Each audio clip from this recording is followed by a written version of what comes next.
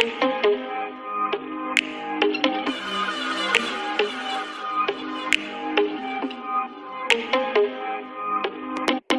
ride me, catch a vibe with me, go get out with me, yeah.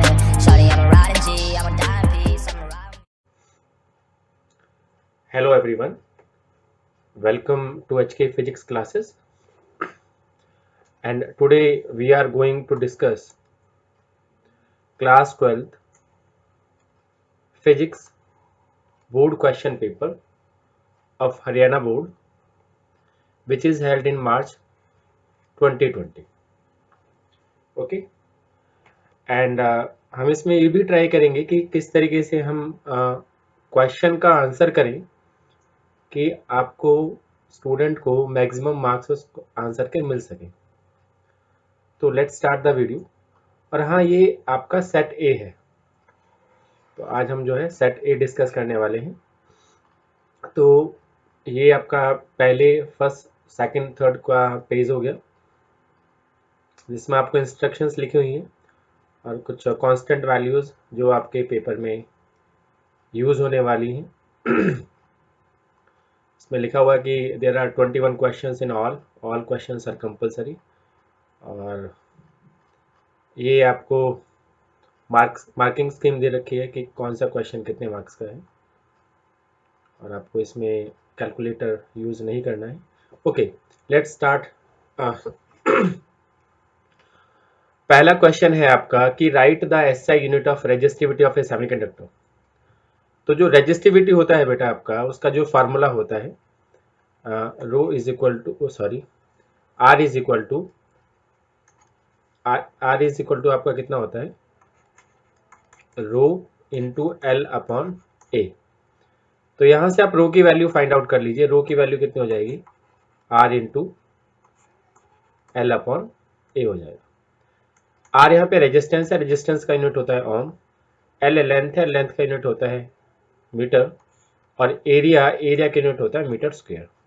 तो 1 metre से आपका 1 metre cancel हो गया, तो ये ओम ऊपर जाएगा तो क्या आ जाएगा, ओम पर मीटर।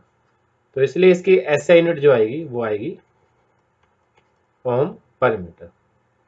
ओके, ये एक नंबर के क्वेश्चन है, यहाँ पे मार्क्स भी लिखे हुए हैं क्वेश्चन का अगेंस्ट। उसके बाद सेकंड क्वेश्चन जो है वो है कि आपका what is the value of power factor of A purely capacitive AC circuit. Power factor जो होता है बेटा आपका वो होता है cos फाई। यूनिट 4 में आपको मिल जाएगा, और यहाँ पे जो फाई है वो फेज एंगल है, और ये जो फेज एंगल होता है ये होता है वोल्टेज और करंट, ईएमएफ और करंट के बीच में। अब यहाँ पे आपको दे दिया है purely capacitive AC circuit. As we know that in purely capacitive AC circuit आपका जो करंट है, current leads voltage by 90 degree. तो इसलिए फेज डिफरेंस जो आ जाएगा वो आ जाएगा 90 डिग्री। अब आप इसमें वैल्यू रखिए cos 90 डिग्री आपका कितना होता है, cos 90 जीरो होता है। तो इसलिए इसका आंसर कितना आ जाएगा, जीरो, सॉरी जीरो ही आ जाएगा, डिग्री नहीं आएगा, जीरो आएगा। ठीक है, ओके। अगला third question, which phenomenon illustrates the nature of light waves. Simple सा है, इसका आंसर आएगा आपका फोटो इलेक्ट्रिक इफेक्ट। वही आपका लाइट वेव्स के नेचर के बारे में बताता है, photo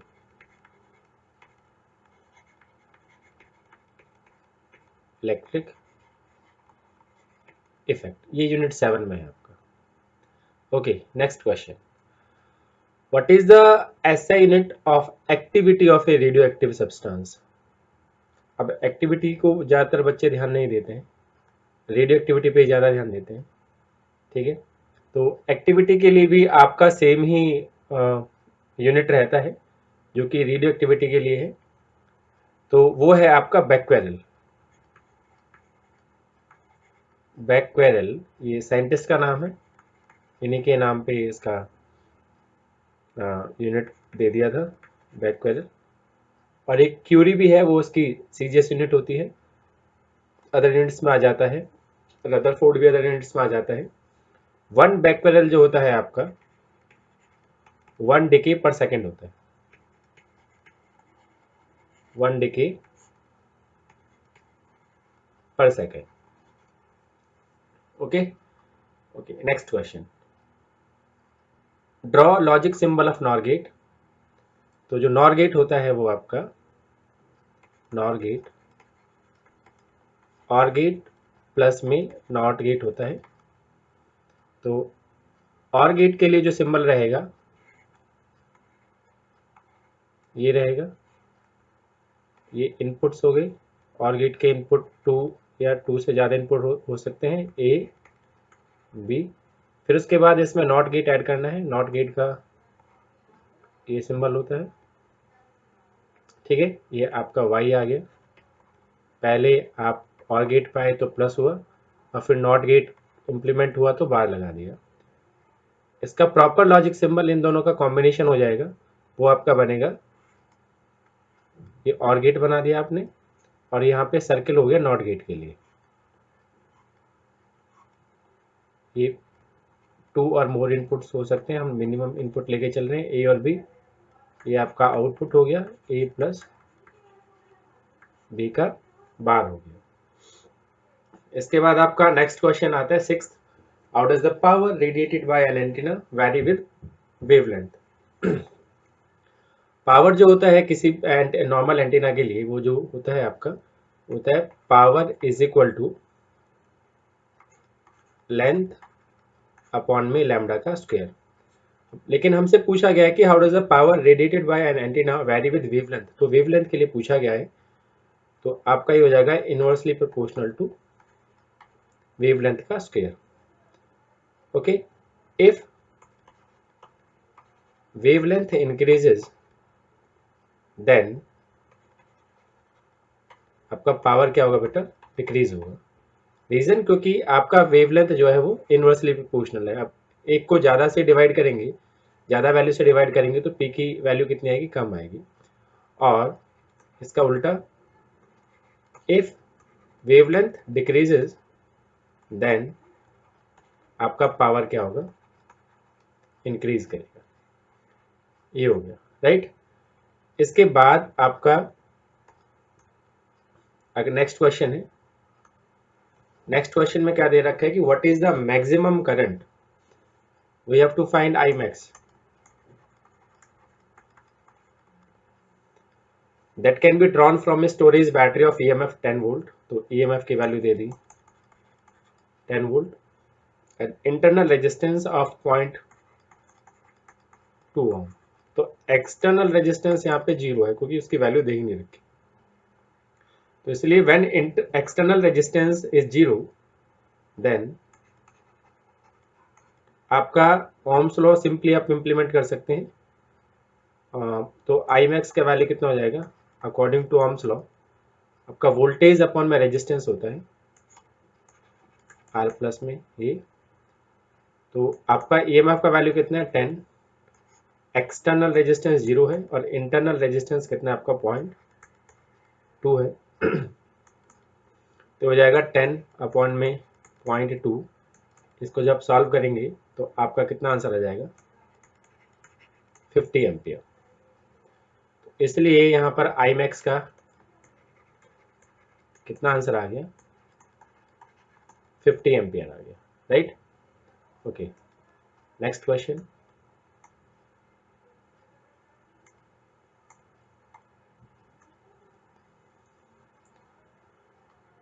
okay, the force of attraction between A positively charged particle and A negatively charge particle. तो एक प्लस का चार्ज ले लिया हमने, ये प्लस का क्यू, और एक ले लिया हमने माइनस का क्यू।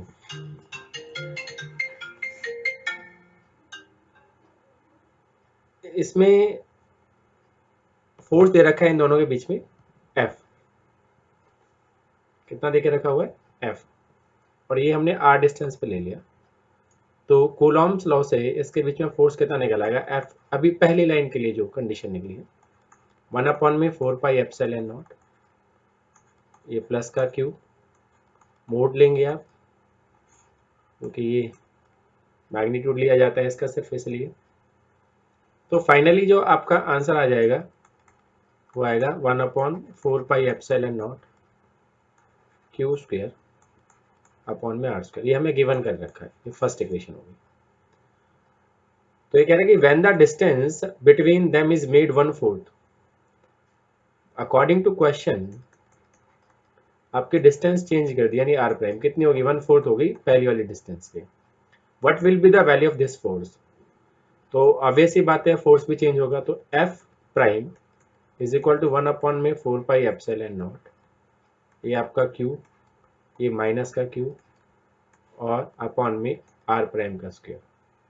तो आर प्राइम का जो वैल्यू दिया है क्वेश्चन में बेटा, वो कितना दिया है, ये क्यू स्क्वायर लिख लेते हैं इसे, वो दिया है r/4, तो r/4 का होल स्क्वायर, तो ये कितना आ जाएगा 1/4πε0 Q square R square upon में 16। ये 16 आपका ऊपर चला जाएगा, तो इसको मैं आगे लिख लेता हूँ 1/4πε0 क्यू स्क्वायर अपॉन में आर स्क्वायर।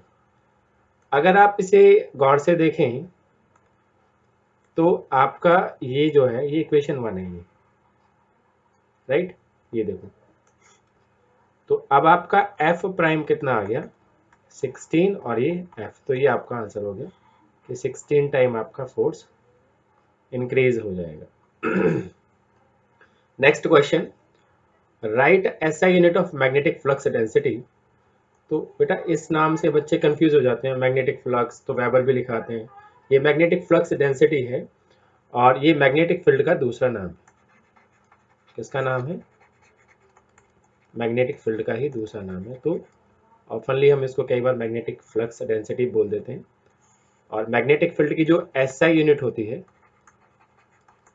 वो होती है tesla, denoted by capital T, and CGS unit होती है गॉस। और आपका जो 1 tesla is equal to I think 10⁻⁴ gauss होता है, ठीक है। इसके बाद आपका एक बार इसको कंफर्म कर लेते हैं, वैसे तो 10⁻⁴ गॉस ही होता है, ठीक है। इसके बाद आपका क्या रह गया, फिर आता है आपका नेक्स्ट क्वेश्चन। अच्छा सॉरी, प्लस का होता है, क्या होता है, प्लस का। तो 1 gauss is equal to 10⁻⁴ tesla होता है, ये आप करेक्ट कर लीजिएगा। ओके, नेक्स्ट क्वेश्चन ये है कि silicon, okay, which dopant can not be, इसमें कैन नॉट भी लिखा हुआ है, कैन नॉट का मतलब नहीं, can not be used to make a silicon a P type semiconductor. कि ये जो नीचे 4 ऑप्शन दे रखे हैं, इनमें से हम कौन सा डोपेंट है जो पी टाइप सेमीकंडक्टर नहीं बना सकता, तो इसका आंसर है पी। पी मतलब फास्फोरस, क्योंकि आपका indium, aluminium, okay, indium, aluminium, indium, aluminium और बोरॉन, ये आपके 13th ग्रुप के एलिमेंट। 13th ग्रुप आप देखिए, ये जो आपका क्या करा हुआ है, येलो किया हुआ है, ये आपका 13th ग्रुप, ठीक है। और 14th ग्रुप में हम ऐड करते हैं तो इससे पी टाइप बनता है, राइट। और जो फॉस्फोरस है, अगर आप यहाँ पे देख पा रहे हैं तो फॉस्फोरस जो 15th ग्रुप मारा है ये, तो 15th ग्रुप वाला आपका एन टाइप सेमीकंडक्टर बनाता है। क्लियर हो गया, तो इसलिए इसका आंसर आएगा P. Okay, next question, the ionization energy of hydrogen atom. Ionization energy होती है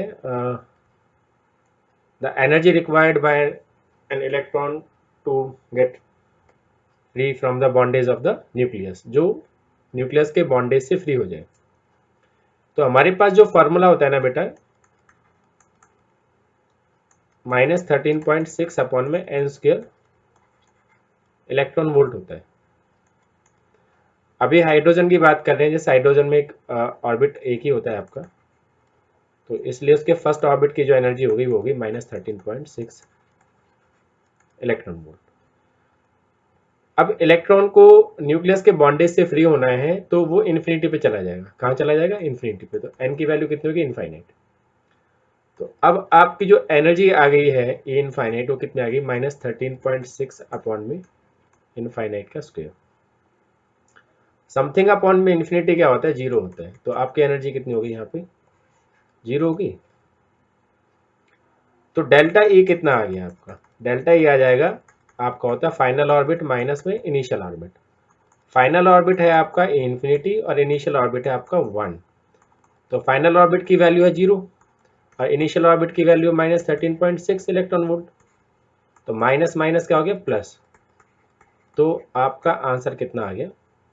प्लस का 13.6 electron volt. Okay, next question, ये आ गया आपका 12th question. A thin convex lens of focal length 15 centimetre. Convex lens है तो बेटा कन्वेक्स लेंस के लिए जो फोकल लेंथ होती है वो प्लस की होती है, 15 centimetre. Okay, is placed in contact with a thin concave lens of focal length 15 centimetre. तो ये कनकेव लेंस के लिए नेगेटिव का होता है। तो आपका डायग्राम कुछ इस तरीके से बनेगा बेटा। ये हो गया कन्वेक्स लेंस। अच्छा, ये मैं दूसरे कलर से ड्रॉ कर देता हूँ ताकि समझने में इजी रहेगा आपको। और ये आपका जो हो गया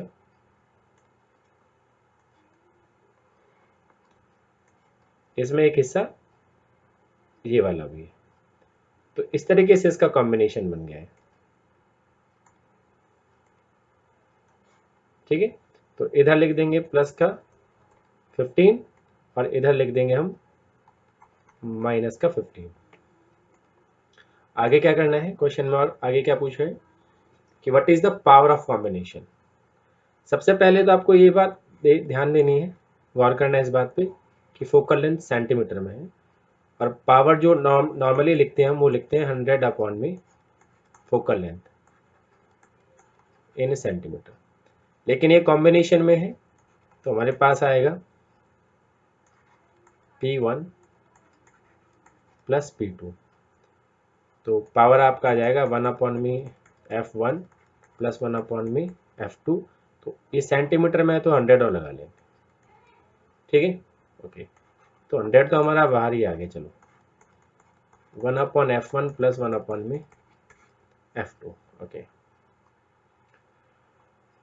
तो पहले वाले यानी कन्वेक्स लेंस की जो फोकल लेंथ है वो है माइनस, प्लस में प्लस प्लस, और दूसरे वाले की थी माइनस में। तो ये प्लस का और माइनस का क्या हो जाएगा? माइनस का। तो 100 इंटू 1 अपॉन 15 माइनस 1 अपॉन 15, ये जीरो हो गया। और 100 इंटू जीरो कितना आएगा? जीरो। तो इसलिए पावर आपका कितना हो गया? जीरो। और पावर की जो यूनिट होती है वो होती है डायोप्टर। तो इसलिए इसका आंसर आएगा zero dioptre. Next question, which of the following has lowest wavelength. तो इसको देखो बेटा कैसे, तो पहले स्पेक्ट्रम लिखना पड़ेगा। Gamma X U V I M radio. तो आप इसे कैसे किस तरीके से याद रख सकते हैं ये भी देख लीजिए। वैसे तो सभी का अपना अपना याद करने का समझने का तरीका है। एक तो गामा रे हो गई, गामा एक्स यू वी गाड़ी का नाम है और आई एम रेडियो। तो जब नीचे की तरफ जाएंगे ऊपर, ये ऑर्डरली डिस्ट्रीब्यूशन है, जब नीचे की तरफ जाएंगे तो वेवलेंथ बढ़ेगा और ऊपर की तरफ जाएंगे तो फ्रीक्वेंसी बढ़ेगी आपकी। लेकिन हमसे तो क्वेश्चन में क्या पूछा गया है कि which of the following has lowest wavelength. तो लोएस्ट वेवलेंथ किसकी आएगी? रेडियो की। तो इसमें शॉर्ट रेडियो वेव्स दे रखा है आपका, तो इसलिए शॉर्ट रेडियो वेव्स इसका आंसर होगा। Next question, in the magnetic meridian at a certain location the horizontal component of earth's magnetic field is 0.16 gauss। तो हॉरिजॉन्टल कंपोनेंट ये होगी BH 0.16 गॉस। ठीक है, okay. And angle of dip is 60 degree, तो dip को हम लिखते हैं डेल्टा से, 60 डिग्री हो गया। क्या पूछा गया था? Earth magnetic field at this location is, तो बी पूछा गया है। एज वी नो दैट कि अर्थ का हॉरिजॉन्टल कंपोनेंट जो होता है बी कॉस डेल्टा होता है, तो हमें बी फाइंड आउट करना है, तो बी इज इक्वल टू हो जाएगा बी हॉरिजॉन्टल अपॉन में कॉस डेल्टा। तो बी एच का वैल्यू कितना है? 1.6 और कॉस 60 डिग्री, और हमें पता है कि कॉस 60 डिग्री की वैल्यू होती है 1/2, ये ऊपर चला जाएगा, तो कितना आ गया आपका मैग्नेटिक फील्ड का वैल्यू? 0.32 कॉस। तो इसका आंसर आएगा बेटा ये ऑप्शन आएगा इसका, ये ऑप्शन है ना ये। ये तो आपके हो गए एक एक नंबर वाले क्वेश्चन, वेरी शॉर्ट, मतलब MCQ टाइप, सॉरी। अब आएंगे आपके वेरी शॉर्ट, कहाँ गया ये, वेरी शॉर्ट आंसर टाइप। ये आपके 2-2 मार्क्स के हैं, मैंने पहले बताया था हर क्वेश्चन के अगेंस्ट आपका मार्क डिस्ट्रीब्यूशन दे रखा है। तो ये है कि what are electric field lines, draw these for a point charge -q। तो देखो ये मैंने पहले ही लिख लिया था कि इलेक्ट्रिक फील्ड लाइंस क्या है कि we may define electric field lines या फिर इलेक्ट्रिक लाइंस ऑफ फोर्स। तो इसके 2 नाम होते हैं, एक इलेक्ट्रिक फील्ड है ये वाला, और एक आपका क्या है, इलेक्ट्रिक फील्ड लाइंस है, इलेक्ट्रिक लाइंस ऑफ फोर्स। तो इसके 2 नाम है। कैसे डिफाइन करेंगे? एज ए पाथ, स्ट्रेट और कर्व। आप इसको स्ट्रेट भी लिख सकते हैं या फिर कर्व भी लिख सकते हैं। ये मान लीजिए लेफ्ट टू राइट अगर प्रोपेगेट कर दिए, such that tangent drawn at any point. मान लीजिए जैसे इसके इस पॉइंट पे टेंजेंट ड्रॉ करा, टेंजेंट आपको पता है एक स्ट्रेट लाइन आपकी इस तरीके से जाएगी, या फिर अगर मैं इस पॉइंट पे बनाऊं तो इसका टेंजेंट कुछ ये थोड़ा सा तिरछा नीचे की तरफ, ये पॉइंट ए ले लिया हमने और ये हमने पॉइंट बी ले लिया, तो ये पॉइंट ए पर है और ये पॉइंट बी पर है, इस तरीके से। एज ए पाथ, स्ट्रेट और कर्व, ये स्ट्रेट भी हो सकता है और कर्व भी हो सकता है, such that tangent drawn at any point gives the direction of electric field at that point. कि अगर उसके किसी भी पॉइंट पर हम टेंजेंट ड्रॉ करें तो उस पॉइंट पर हमें इलेक्ट्रिक फील्ड की डायरेक्शन मिल जाएगी। अब स्ट्रेट लाइन पे तो ऐसा, अगर मैं यहाँ बनाने की कोशिश करूँ टेंजेंट पॉइंट ए पे, तो ये टेंजेंट इस स्ट्रेट लाइन के ऊपर ही आ जाएगा, तो इसलिए यहाँ पे थोड़ा सा प्रॉब्लम होता है कई बार बच्चों को समझने के लिए, इसलिए यहाँ पर बना दिया है। ओके, तो ये तो हो गया इलेक्ट्रिक फील्ड लाइंस। दूसरा इसमें पूछ रखा है draw these four -q charge. अब -q चार्ज ये पे ले लिया, ये ले लिया मान लीजिए -q, गोल ले लिया, गोल ही होता है जैसे, तो इससे आप रेडियली आउटवर्ड स्ट्रेट लाइन से बिल्कुल आप इस तरीके से स्ट्रेट लाइंस ड्रॉ कर देंगे, नॉर्मली निकल रही है, रेडियली आउटवर्ड निकलेंगी, माइनस से आपकी इलेक्ट्रिक फील्ड लाइंस प्लस में एंटर कर दिए, प्लस के लिए है, माइनस के लिए आपका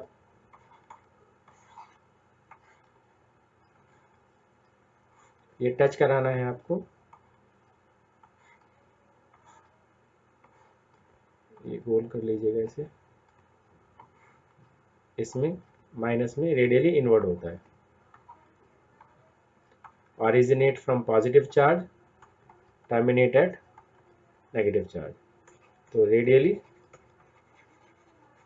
इनवर्ड यानी रेडियस के अलॉन्ग, इसका रेडियस के अलॉन्ग 90 डिग्री पे गिरेगा ये। ठीक है, अगला question, draw relation between electric field and potential V. तो देखिए इलेक्ट्रिक फील्ड की जो वैल्यू होती है ना बेटा, इधर से ले लेते हैं, इलेक्ट्रिक फील्ड का वैल्यू होता है E इज इक्वल टू 1/में 4πε0 Q/r², ये पहला इक्वेशन। और एक होता है आपका इलेक्ट्रिक पोटेंशियल, उसका वैल्यू होता है 1/में 4πε0 Q/में सिंपल r। तो अब मैंने क्या करा, सेकंड इक्वेशन को डिफरेंशिएट किया विद रेस्पेक्ट टू पोजीशन यानी आर। तो डी बाई डी आर निकाला किसका, वी का। तो यहाँ भी आपका क्या हो जाएगा, D by D R of V. V की वैल्यू कितनी है, इसको 1/4 पाई एप्सिलॉन नॉट को के लिख लेते हैं, where K is equal to 1/4 pi epsilon naught, और ये जाएगा क्यू अपॉन में आर। डिफरेंशिएशन आपका आर के रेस्पेक्ट में है, इसलिए के और क्यू आपका बाहर आ जाएगा, के क्यू बाहर ले लिया, D by D R of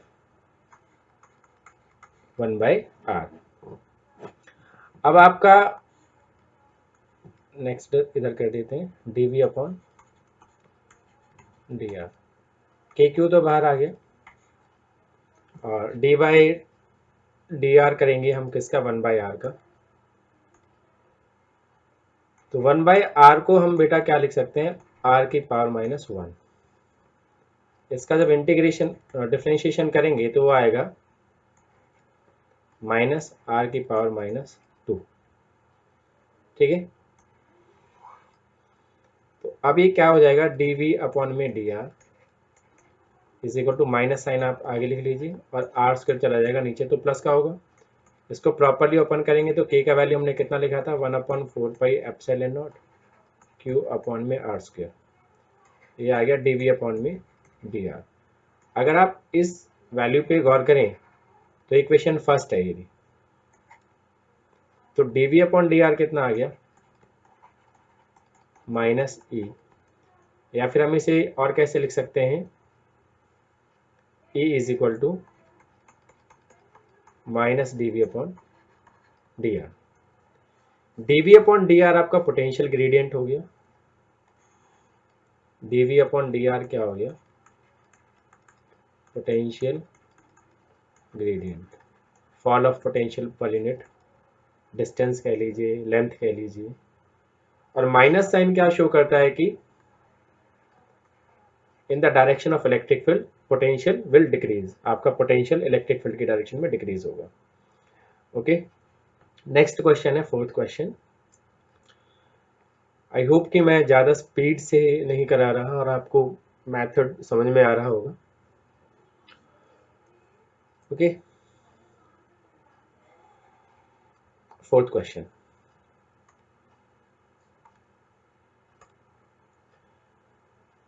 ये रेड कलर ही लेना पड़ेगा। ओके, इधर से आप करंट आई फ्लो कराइए, इसमें इक्विवेलेंट रेजिस्टेंस निकालना है, calculate the equivalent resistance between A and B. ये पॉइंट और ये पॉइंट पे रखना है, बस इसके बीच में एक रजिस्टर बनाना है, उसका टोटल वैल्यू निकालना है। अगर करंट आई आप फ्लो कराते हैं तो इस पॉइंट पे आके आपका करंट 3 पार्ट्स में डिवाइड हो जाता है। ये इसमें से I1 हो जाएगा, इसमें से I2, इसमें से I3।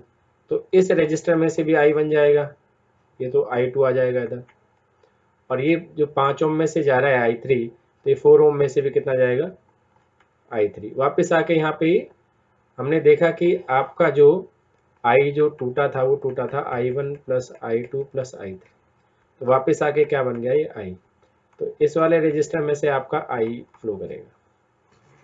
तो ऊपर वाले जो ये रजिस्टर हैं ये दोनों सीरीज में, क्योंकि इनमें सेम में करंट फ्लो कर रहा है, सेम ही करंट फ्लो कर रहा है। और नीचे वाले 5 और 4 सीरीज में, क्योंकि इनमें भी सेम ही करंट फ्लो कर रहा है। सीरीज के लिए क्या कंडीशन है, आई सेम, आई मतलब करंट, वी का मतलब पोटेंशियल डिफरेंस, ये डिफरेंट होना चाहिए अक्रॉस ईच रजिस्टर। और पैरेलल के लिए क्या कंडीशन है बेटा, उल्टा कर दीजिए इसका, आई डिफरेंट हो जाएगा अक्रॉस ईच रजिस्टर और वी सेम हो जाएगा अक्रॉस ईच रजिस्टर। तो इस वाले डायग्राम को हम कैसे बना सकते हैं, ये देखिए, ये नीचे है ना डायग्राम, इससे देख लेते हैं। इस डायग्राम को मैं रीड्रॉ कर रहा हूँ।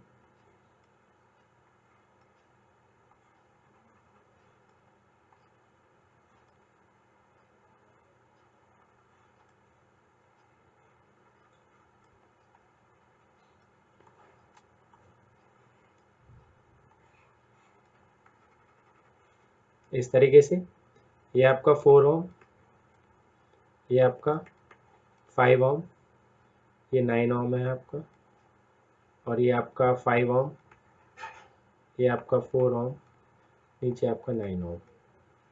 ये पॉइंट ए, ये पॉइंट बी। मैंने सिर्फ शेप चेंज करी है, जॉइंट्स चेंज नहीं करे। अब आपके जो ऊपर वाले हैं, एक ये वाला और एक ये वाला, इन दोनों में सेम करंट फ्लो कर रहा है I1, तो ये दोनों सीरीज में आ गए। अभी देखिए आपका ऊपर वाली ब्रांच पे, ठीक है, 4 ohm and 5 ohm are in series. तो सीरीज का पता ही है आपको, तो इसे मैं R1 लिख लेता हूँ। तो सीरीज में सीधा ऐड होता है, तो कितना हो गया 9 ओम, ठीक है। अब ये वाला देखो, ये वाला और ये वाला, इसमें करंट हमने फ्लो कराया I3, तो दोनों में सेम करंट फ्लो कर रहा था। इस वाले को हम R2 लिख देते हैं, और इनका जो टोटल आएगा हो जाएगा R3। ये दोनों भी सीरीज में है, तो ये 5 + 4 कितना हो जाएगा 9 ओम। तो अब इस डायग्राम को वापस से रीड्रॉ करें तो कुछ इस तरीके से बन के आएगा। ये इन दोनों का एक बन जाएगा, ऊपर वाले का और नीचे वाले का भी एक बन जाएगा। पॉइंट्स ये अभी भी आपके सेम है, ठीक है। ये आपका बना 9 ओम, ये 9 ओम ऑलरेडी था, ये भी 9 ओम बन गया, और नीचे 9 ओम। अब देखें इन तीनों में अलग अलग करंट फ्लो कर रहा है। यहाँ से आप I, तो इधर का क्या चला जाएगा I1, I2, I3। तो इसको हमने माना था R1, इसको हमने माना था R2, इसको हमने माना था R3। तो R1, R2,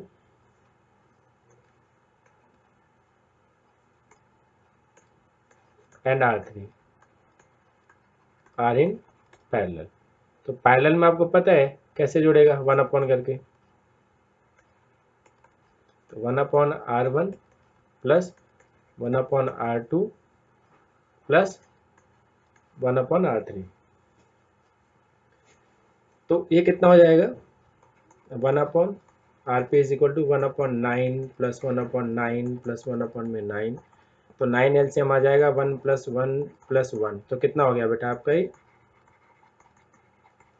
3/9। तो 3/9 का कितना हो जाएगा 1/3। तो आर पे कितना आ जाएगा आपका 3 ओम। तो अब इस डायग्राम को क्या कर सकते हैं, अब ये वाला जो है आपका सिर्फ एक रजिस्टर की तरह काम करेगा। तो अब आपका डायग्राम कुछ ऐसा हो गया, ए, एक रजिस्टर छोड़ दो इधर, हो जाएगा बी, और ये आपका ये हो जाएगा 3 ओम, और ये हो जाएगा 9 ओम। इसको थोड़ा सा और मॉडिफाई करके लिखेंगे तो इस तरीके से बन जाएगा, ये पॉइंट ए हो जाएगा,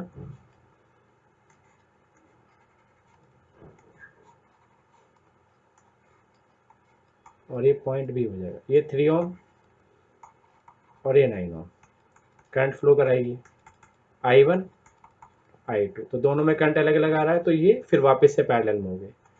तो 1/RA भी कितना हो जाएगा 1/3 प्लस 1/9, 9 LCM आ गया 3 प्लस आपका 1, तो 1/9।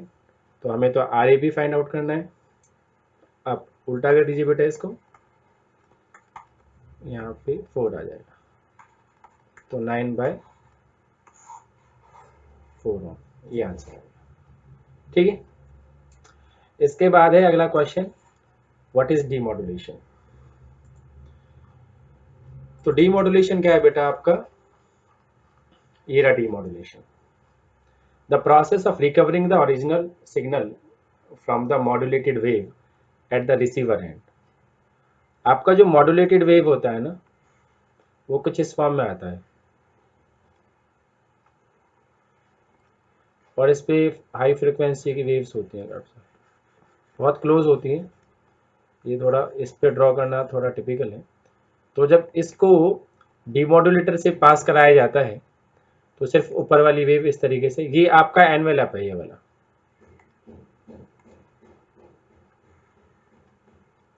ये तो ये एनवेलप में ही आपका मैसेज होता है ये, तो इसको रिकवर करना होता है।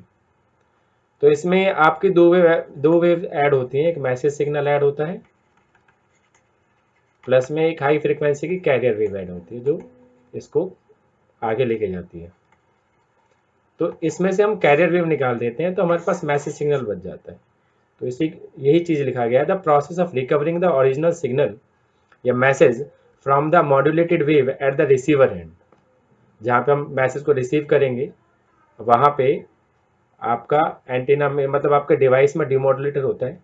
जैसे हम सेल फोन पे बात करते हैं तो इलेक्ट्रिकल सिग्नल को वॉइस सिग्नल में कन्वर्ट करेगा और वहाँ से जो डीमॉड्यूलेटेड वेव रहे, मतलब मॉड्यूलेटेड वेव रहेगा उसको डीमॉड्यूलेट करेगा और कैरियर वेव को निकाल के अलग कर देगा, रेक्टिफाई कर देगा और आपके मैसेज सिग्नल कुछ इस फॉर्म में आएगा, उसको निकाल के दे देगा।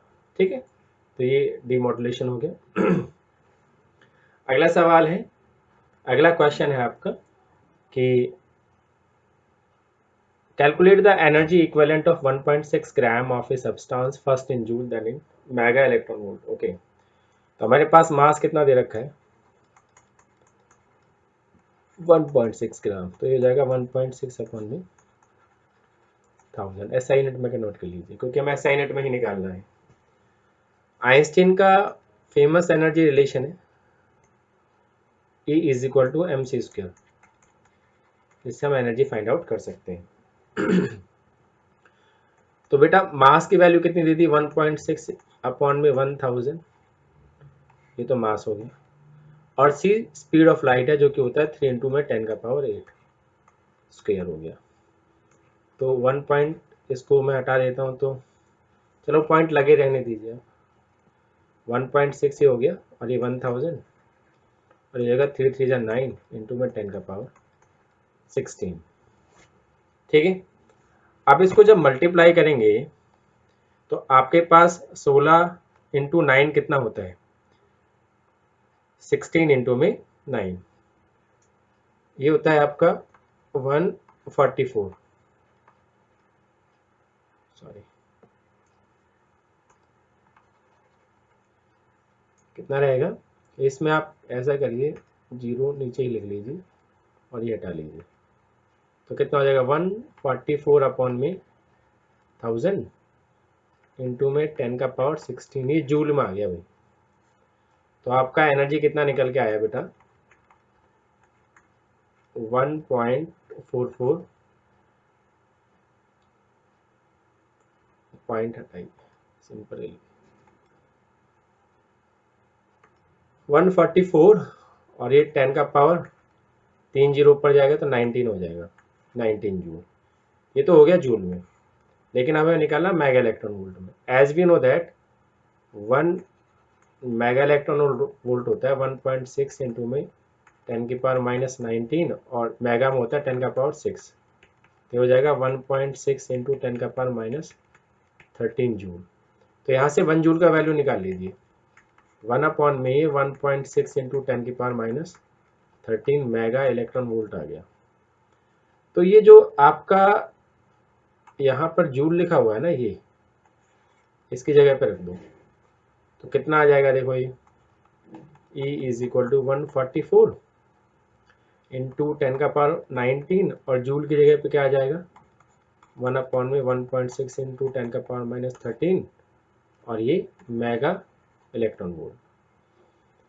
तो ये पॉइंट हटाएंगे तो यहाँ 0 आ जाएगा, ये वाला पॉइंट हटाने पर, तो 16 9 जा 144 होता है। तो आपके पास कितना वैल्यू बचा है E इज इक्वल टू, ये हो जाएगा 20 9 इंटू 10 का पावर 20 और ये 10 का पावर -13 ऊपर जाएगा, किसका हो जाएगा प्लस का, किसका हो जाएगा प्लस का। कुछ गड़बड़ तो नहीं किया, ये 16 ठीक है, सॉरी गड़बड़ हुआ है यहाँ पर। यहाँ पे क्या गड़बड़ हुआ है, ये इससे कटेगा तो यहाँ 13 बचेगा, तो इसलिए यहाँ पे 13 आएगा, यानी 144 इंटू 10 की पावर 13 जूल। ठीक है, तो ये 13 है, इसको मैं बता देता हूँ। तो ये कितना है 13, तो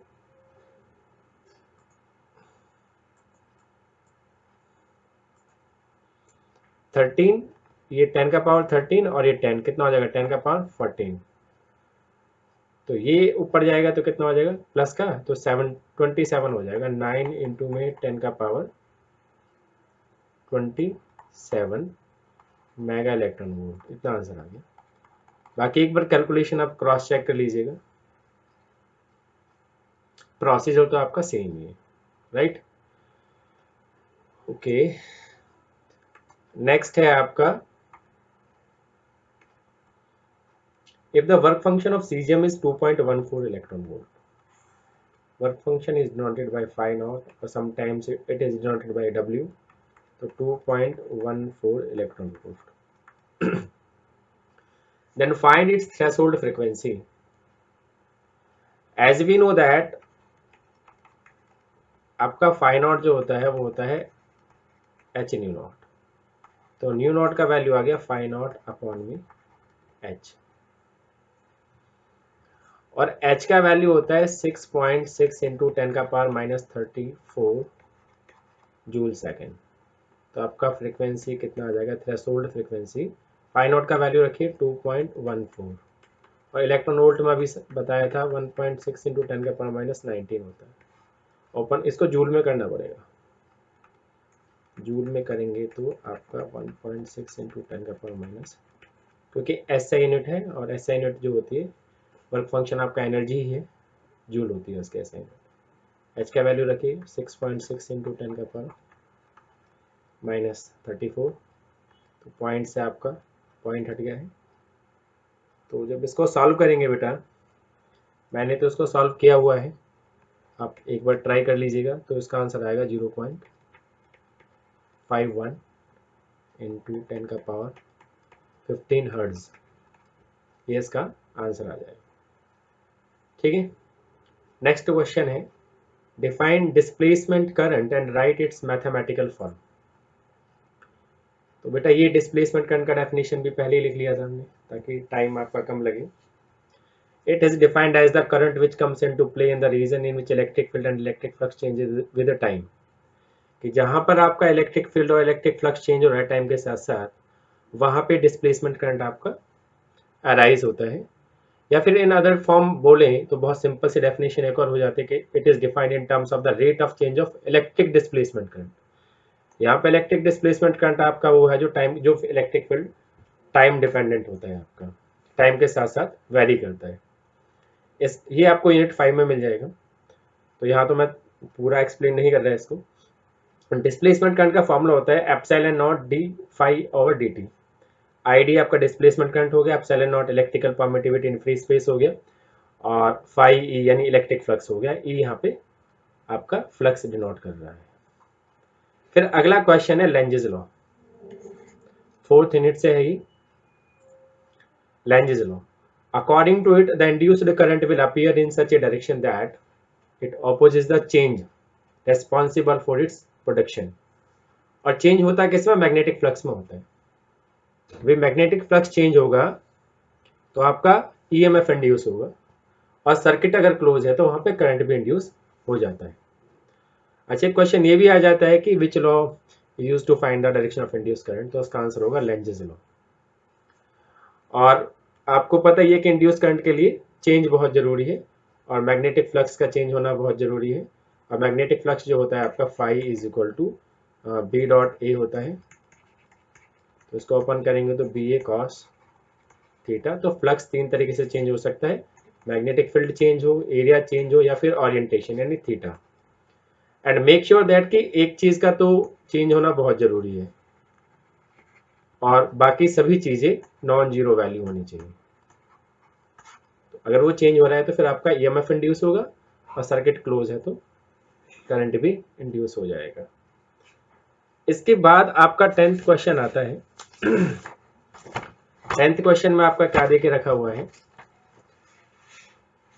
अच्छा ये नीचे से इंग्लिश वाला निकाल लेते हैं।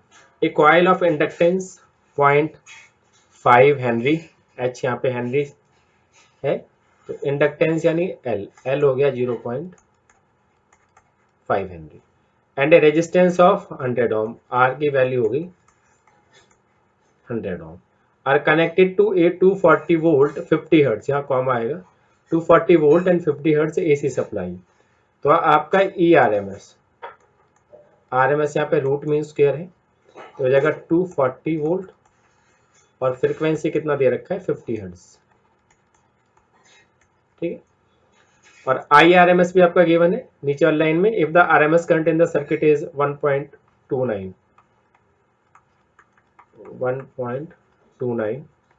Ampere, calculate the RMS value of potential drop across each element. Okay, तो दो ही एलिमेंट है आपके, एक आपका इंडक्टर लगा के रखा हुआ है, ये इंडक्टर हो गया, और एक आपका रजिस्टर लगा के हुआ है, ये रजिस्टर हो गया, ये AC सप्लाई से कनेक्टेड है, ये डायग्राम हो गया इसका। AC सप्लाई में कितना आएगा 240 वोल्ट कॉमा 50 हर्ट्ज, इसकी वैल्यू कितनी दे रखी है 0.5 हेनरी, और इसकी वैल्यू कितनी दे रखी है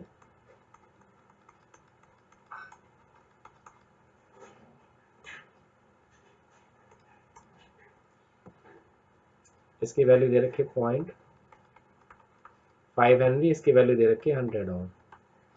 तो हमें इसके अक्रॉस वोल्टेज निकालना है, और वोल्टेज जो निकलेगा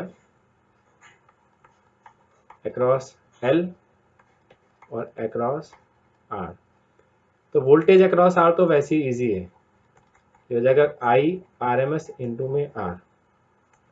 IRMS दे रखा है 1.29 और रेजिस्टेंस का वैल्यू दे रखा है 100, इससे मल्टीप्लाई करेंगे तो कितना आ जाएगा 129 वोल्ट। तो ये तो आ गया रेजिस्टेंस के अक्रॉस। अब जो दूसरा पोर्शन है उसका, इसका बेटा, वो है वोल्टेज अक्रॉस इंडक्टर। तो करंट RMS और इसका रेजिस्टेंस जो होता है इंडक्टर का, उसे लिखते हैं XL। XL होता है आपका इंडक्टिव रिएक्टेंस। XL की वैल्यू नहीं है हमारे पास, but as we know that XL जो होता है वो आता है आपका ओमेगा L, और ओमेगा होता है 2 पाई न्यू इंटू में L। तो 2 और पाई की वैल्यू कितनी है आपकी 3.14 होती है, फ्रीक्वेंसी आपकी 50 दे रखी है, इंडक्टेंस आपका 0.5 दिया है ऊपर देखो, ये रहा। इसको जब सॉल्व करेंगे तो XL की जो वैल्यू आती है आपकी, वो आती है बेटा 157 ओम। तो अब तो सॉल्व हो ही गया आपका ये voltage across inductor IRMS into में XL। IRMS है 1.29 और XL का वैल्यू है 157। तो voltage across inductor after multiplying these values आपका आएगा 202.53 वोल्ट। तो ये आंसर आ गया आपका, ठीक है। ये आपका रजिस्टर का क्रॉस आ गया। अब लास्ट क्वेश्चन है आपका, using Biot-Savart's law derive an expression for the magnetic field at the center of a current carrying loop। तो इसको हम यहाँ कर लेते हैं। ये 13th क्वेश्चन है आपका।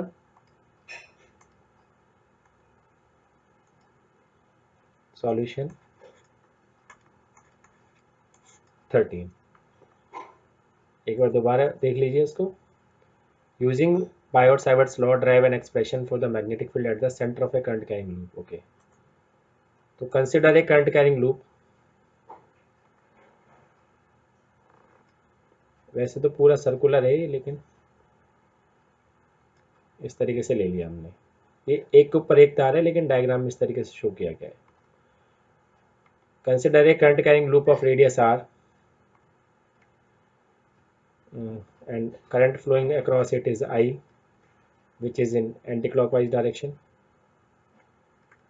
और इसका जो रेडियस है बेटा, ये सेंटर हो गया इसका, इसका जो रेडियस है वो कैपिटल R है। तो Biot-Savart लॉ यूज करना है।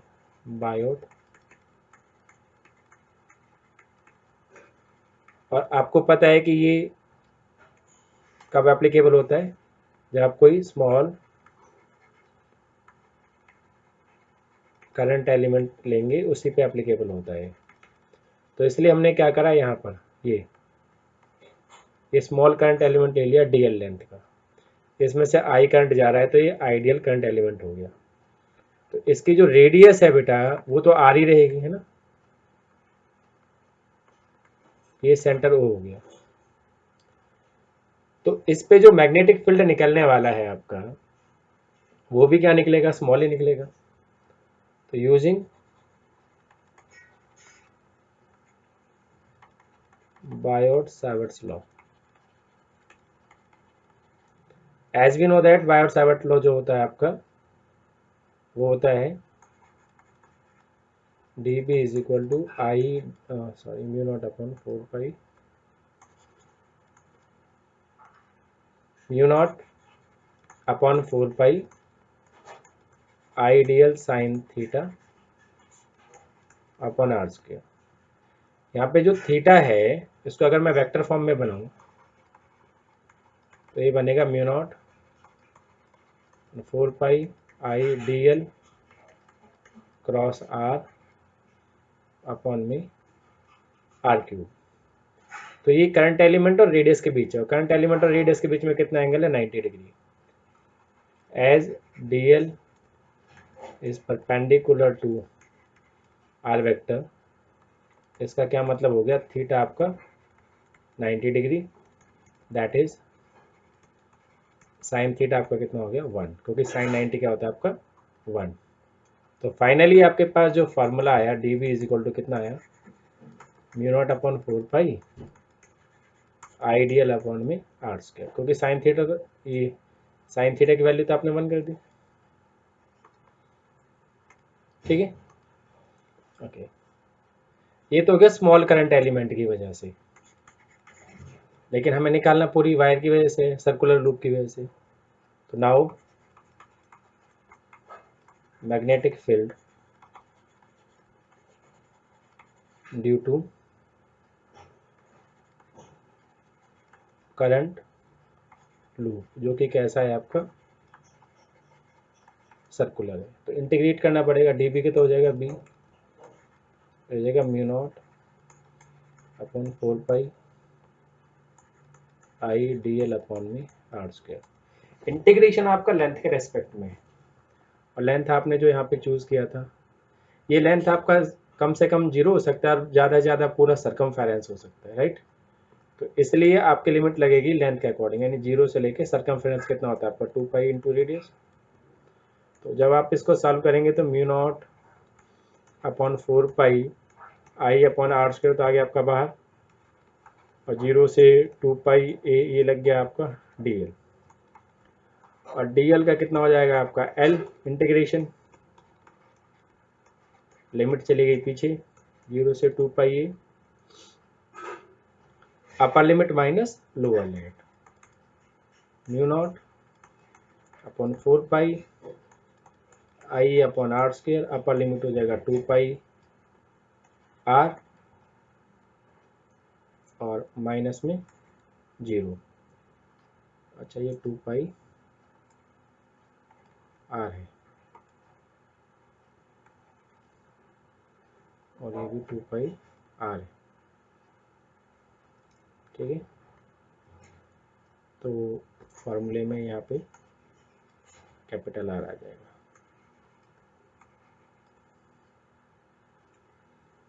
ये स्मॉल आर गलती से लिख दिया, कैपिटल आर।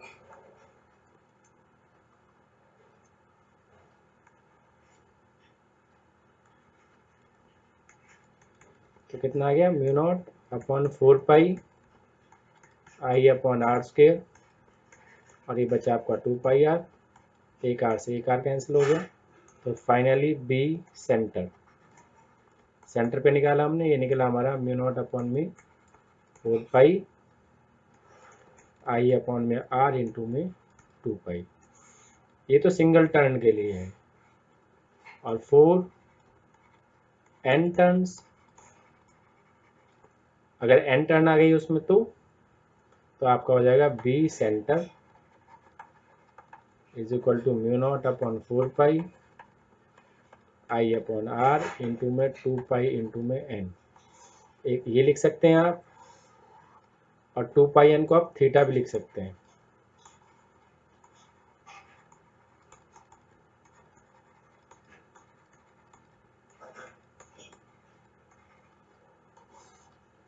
क्योंकि 2 पाई आपका क्या होता है, 2 पाई होता है 360 डिग्री, और फिर हमें निकालना है 2 पाई एन, एन की वैल्यू 1 रखें तो 2 पाई एन हो जाएगा 360 डिग्री, और एन की वैल्यू 2 रखें तो ये हो जाएगा 720 डिग्री। इस तरीके से तो ये वैल्यू एंगल ही बनता जाएगा, इसलिए इसको एंगल लिख दिया है। और अगर बात करें मैग्नेटिक फील्ड की डायरेक्शन की, तो मैग्नेटिक फील्ड की डायरेक्शन देगा ये वाला dl क्रॉस आर। dl की वैल्यू डायरेक्शन देखो यहाँ पे ऊपर की तरफ है, ये जो करंट की डायरेक्शन होगी वही करंट एलिमेंट की डायरेक्शन होगी, ठीक है। और आर आपका राइट साइड है, तो आप क्या करेंगे, स्क्रू रूल लगा दीजिए, तो dl से r की तरफ घुमाइए, तो स्क्रू आपका, क्योंकि dl r है, स्मॉलर एंगल फॉलो करना है, ये स्मॉलर एंगल है, तो dl क्रॉस r, तो आप d से l की तरफ जाएंगे तो स्क्रू आपका अंदर की तरफ जाएगा, पेपर की तरफ अंदर परपेंडिकुलरली, तो डायरेक्शन क्या आएगी, magnetic field will be perpendicularly inward to the plane of paper, ठीक है। ओके, तो बेटा ये यहाँ तक हो गया है, और बाकी का पोर्शन हम नेक्स्ट वीडियो में डिस्कस करेंगे। आई होप आप लोगों को ये मेथड समझ में आया हो। If you guys find out any difficulty तो please let me know and post your doubts in comment section. और अगर यहाँ पे कुछ करेक्शन नीडेड हो तो please let me know. Thank you for watching.